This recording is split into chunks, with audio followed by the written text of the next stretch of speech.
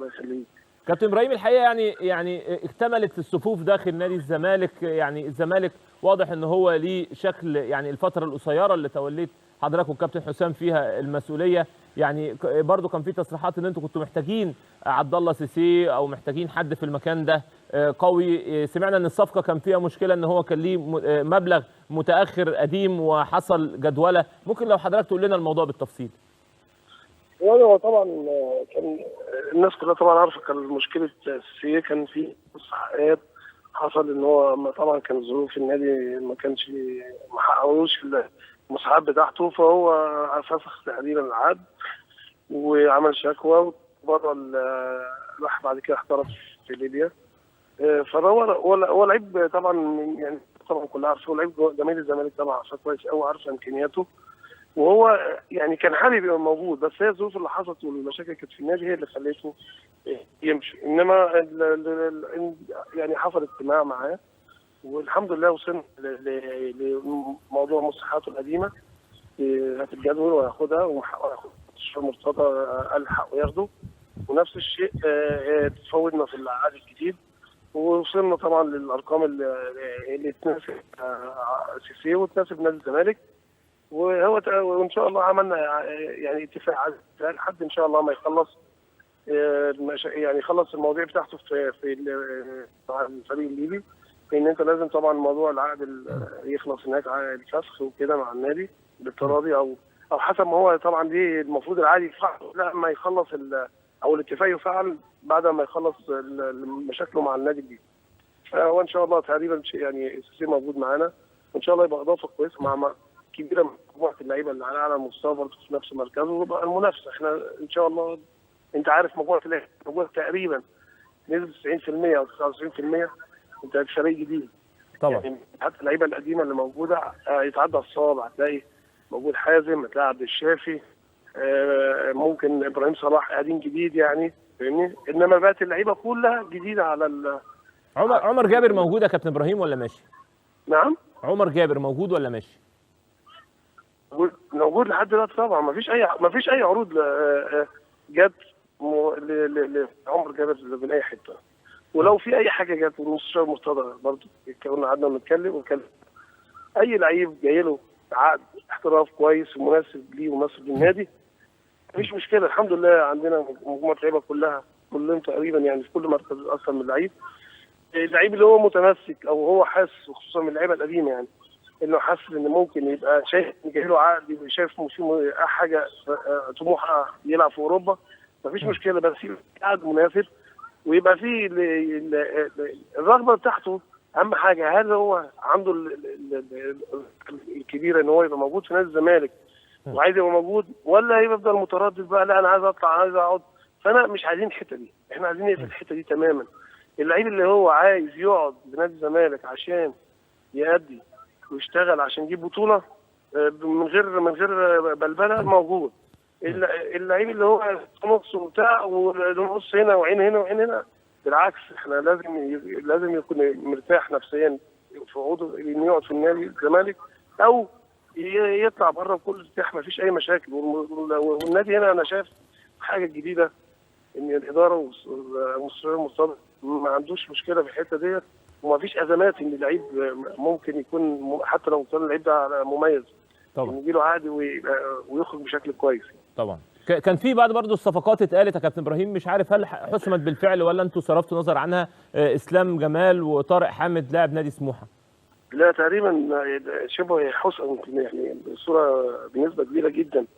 الاتفاقات الماليه وكل حاجه مع انديتهم اعتقد ان الحاجات كلها شبه انتهت يعني. هم موجودين باذن الله معانا ان شاء الله.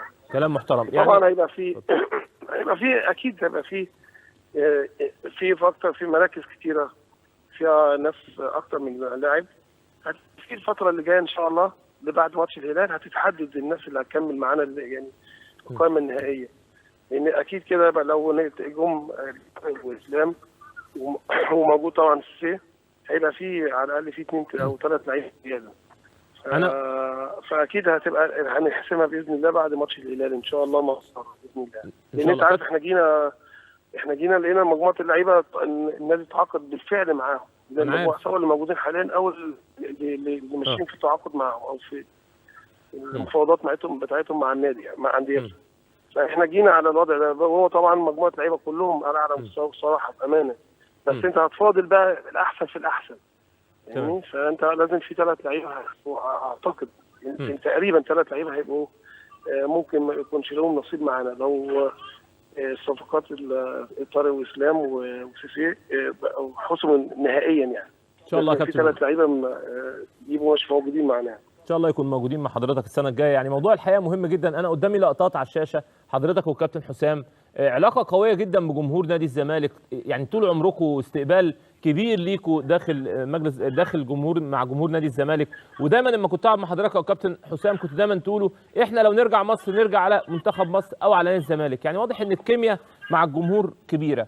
ازمه دلوقتي نادي الزمالك بيعاني مع جمهوره، والجمهور عايز يخش تدريب وعايز يخش الماتشات، وفي ازمات، في مشكله مع الامن. هل حضرتك والكابتن حسام ممكن يكون ليكوا دور في القصه دي، ولا الموضوع ده يعني مش؟ لا هو يعني من ناحيه هل دخول الماتشات المباريات الرسميه ولا التمرين في فرق؟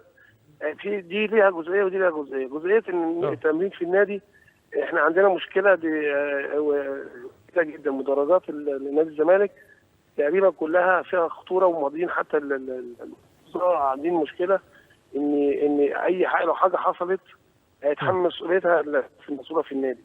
لو مدرج وقع بجمهور ولا حاجه وحد اصابه حاجه هيتحملها، محدش هتبقى مالهاش حل. هيتحملها مجلس اداره وهيتحملها من الناس المسؤولين في النادي. فمدير النادي دي مشكله عنده، ودي ده تعهد على نفسه. لو دخل جمهور يعني بكثافه هتبقى في خطوره على الحياه. دي بالنسبه فالقصه او الموقف كله في ايدين الناس المسؤوله امنيا عن النادي. المباريات انت عارف طبعا المباريات كلها في ايد طبعا الشرطه والناس المسؤوله في مصر، هي المسؤوله، وهم اللي شايفين الصح ايه والصالح العام ايه. هل شرط المباريات بتبقى بعد كده بالجمهور او لا؟ انا اتمنى ان جمهور جماهير مصر مش جمهور الزمالك بس تملى الملاعب تاني.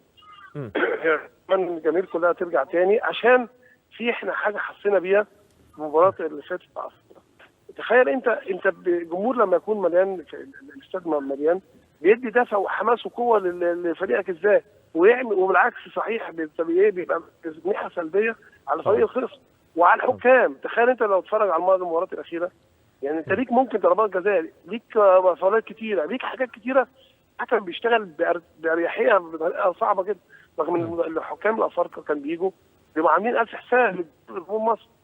تمام. انما اديك شفت احنا في حاجات المباريات اللي فاتت كانت صالحنا، انما لعيبه الخصم بيلعبوا بيرتاح، ما لهمش ضغط، حكم بارتياحيه. فاتمنى ان انت عشان منتخب مصر والانديه في بطولات افريقيا لازم يبقوا، يعني اتمنى ان الجماهير تبقى موجوده، بس هي فيها مبادره، عايزه مبادره احترام من الجميع، وخصوصا الجماهير يبقى في نيه صافيه كده ان احنا نخش هنشجع في السياسه، مالناش في السياسه، ما يربطش السياسه بالرياضه. هي دي المشكله. فالامن معذور. انا اول مره اتكلم، يعني انا كل العذر للامن ان هو خايف، يعني في ناس من ده وخايف على الناس يا كابتن، وخايف على الناس. والموقف الاخير بتاع بورسعيد ده يعني كل الناس اتعلمت منه. فهي عايزه تكاتف من الجماهير المخلصه لانديتها والمصر، ان يعني يكونوا هم المسؤولين. يقول لك احنا يطلعوا بيان، جماهير الزمالك، جماهير النادي الاهلي، جماهير الاسماعيلي، جماهير مصر، جماهير الاتحاد، يطلعوا بيان كده احنا كجماهير محبه لانديتنا بنعمل مبادره ان احنا مسؤولين عن اي حاجه في الملعب، واحنا اللي هنحمي مع الشرطه اول ناس ايد بايد. هي دي التكاتف. انما ناس ضد ناس، او ما تضمنش الجماهير هتخش تعمل ايه، او في يندس ناس، فدي خطوره. وانا بصراحه بعذر الامن فيها، وبعذر مجالس ادارات الانديه. في الاخر خالص زي ما شفت الحادث بتاع بورسعيد، كله شاري الموضوع كله يعني، وناس اتظلمت وناس جت في الرجلين طبعا. فيعني رساله والله من خلالك يا سيف، ان الجماهير الانديه كلها تعمل بيان جميل، يعني مبادره ان احنا نتعاون معها. محتاجين يا كابتن، محتاجين دلوقتي، محتاجين في التوقيت ده، لان مصر محتاجه كده يعني. طبعا احنا محتاجين الرموز كلها تتحرك. ما تدخلش على النادي. نعم.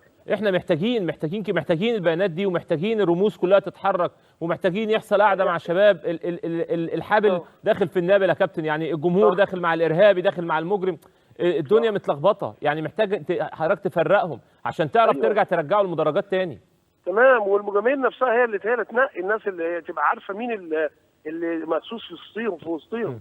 انت ممكن واحد جماهير مالهاش ذنب، جماهير بتحب النادي بتاعها، تبقى قاعده في المدرج بيخش واحد قلبه اسود ما يعرفش ربنا، يخش يحط حاجه يموت كام واحد، وفي الاخر خالص الدنيا بقى هتلوث تاني، والدنيا فهي محتاجه ان يبقى انت رقيب، كل واحد يبقى رقيب على الثاني، يبقى اللي يشوف اللي عايز يخرب يتمسك يقول له اطلع بره، اللي يشوف اللي عايز يعمل اي مشكله للبلد والنادي بتاعه لازم يستبعد. فانا من خلال كسب انا اتمنى وكل اللعيبه تتمنى، ولعيبه مصر انا بس نوع من حته فنيه، لعيبه مصر ولعيبه النادي الاهلي ونادي الزمالك قصه العامل. حتى لو تلاحظ في الدوري الانديه اللي استفادت، الانديه اللي هي مش غير جماهيريه استفادت ان انا موجود الجمهور. الدوري بتاعمل من غير جماهير طبعا بقت بتنافس وبقت بتعمل، لان بقى عامل ايجابي وعامل سلبي للاعبين او الانديه اللي كانت بيبقى عندهم الملعب مليان جماهير، فابتدت الانديه اللي هي ما عندهاش جماهير بتعلى، واللعيبه اللي خدت على يبقى في جماهير وبتديهم حافز تهدى شويه، فابتدت الانديه القليل تعلى او الانديه الغير جماهيريه تعلى. طبعا. سؤال ثاني يا كابتن، سؤال ثاني بره الملف ده. كابتن ابراهيم وكابتن حسام دايما الناس الشقيانه، يعني دايما عودونا ان هم يروحوا يلعبوا في فريق بيهبط، يروحوا يبقى عندهم مهمه صعبه، يتولوا في ظروف صعبه جدا، يروحوا الزمالك ومفيش لعيبه، يطلعوا من الناشئين مفيش فلوس، ياخدوا المصري بيهبط عشان يظبطوه، يعني دايما اموركم معقده. اول مره كابتن حسام وكابتن ابراهيم يتولوا فريق ويكون لهم تصريحات يقولوا احنا معانا فريق في ظروف كويسه، فريق جامد، لعيبه جامده، هل دي اول مره الوضع يختلف بالنسبه لكم ولا الكلام مش مظبوط؟ اكيد طبعا الوضع يختلف، بس هي طبعا البدايه كانت برضو فيها صعوبه، ان انت بتشارك تقريبا ب 12 13 لعيب وفيهم مثلا بتاع 2 3 مصابين، فكانت طبعا موضوع صعب جدا، واول مره تحصل اعتقد في اي نادي في على مستوى سواء افريقيا او اوروبا، حتى ان في النادي بيلعب في بطوله بيبقى ما حلتوش الا 12 13 لعيب ويبقى مدير فني جاي لا حول ولا قوه، لازم اختار 10 من 11. تخيل اختار 10 من غير الجون، يعني هم جونين، اختار 10 من 11 لعيب او لعيب، يعني لو هم اللي قدامك دول هيلعبوا، ولا تعرف تعمل تغير في حته بتاعتك او الطريقه بتاعتك، فبتضطر تلعب بالمجموعه اللي موجوده وتسكنهم في اماكنهم. فدي مشكله، دي البدايه اللي كانت صعبه، انما بنحاول ان احنا نستحمل لحد ما الموقف ده يعدي، وبعد كده الموقف الكويس اللي احنا اول مره نشتغل فيه، الظروف اللي هي العاديه الفورمال بتاع اي مدير فني او اي جهاز يشتغل فيها على مستوى اوروبا او العالم كله، ان يبقى في كبير عنده امكانيات دلوقتي متاحه، مجموعه لعيبه على اعلى مستوى، في كل مركز فيه اكثر من 2 لعيبه مش لعيب، في رئيس نادي، في مجلس اداره، بيحاولوا يعملوا اي حاجه، بيوضعوا اساس تاني، اسس تانيه ونظم تانيه موجوده ما كانتش موجوده، سقف لعيبه بالنسبه لارقام الفلوس اتغيرت، لعيبه ارتضت لان كانوا بياخدوا ارقام كبيره وما بياخدوش منها حاجه طبعا. فدلوقتي المستشار مرتضى عمل حاجه ما كانش بتتعمل بصراحه بامانه، انا بدي كل واحد حقه، خلى السقف بتاع اللعيبه كلها قريب من بعض، وده اللي اتقال للعيبه، قال لهم في اجتماع ان انا الاول كان في واحد تاني بياخد مش عارف في الحضيض صفر، فهيلعب ازاي والاثنين بيلعبوا جنب بعض، رغم ان كل واحد طبعا في الاحتراف كل واحد ليه امكانياته طبعا، انما كان بتكلم على مصر كان المبالغ كبيره جدا ومحدش بياخد منها حاجه، وتلاقي شكاوي في النادي كتير، وبعدين لعيبه تتقمص واللعيبه تعمل. دلوقتي المبالغ معقوله، بيبتدي رئيس النادي المستشار مرتضى بيقدر بعد كده يحسب الدخل بتاعه ايه وهيصرف قد ايه، وده الصح. عشان كده بقى في مجموعه لعيبه ما كنا بنتمنى ان احنا في فتره من الفترات لما كنا موجودين في نادي الزمالك بنتخانق ونتحايل على لعيب، تخيل اللعيبه دي واسامي دي كنا عايزينهم كلهم ولقيناهم موجودين في نادي الزمالك، محتاجه بقى التوفيق بتاع ربنا نمره واحد. محتاج اللاعبين اللي هنشتغل عليه وحسام بيشتغل عليه ان يعرفوا يعني ايه البطولات، يعرفوا يعني ايه يوصلوا البطوله، يعرف يعني ايه بيلبس فانيله نادي الزمالك.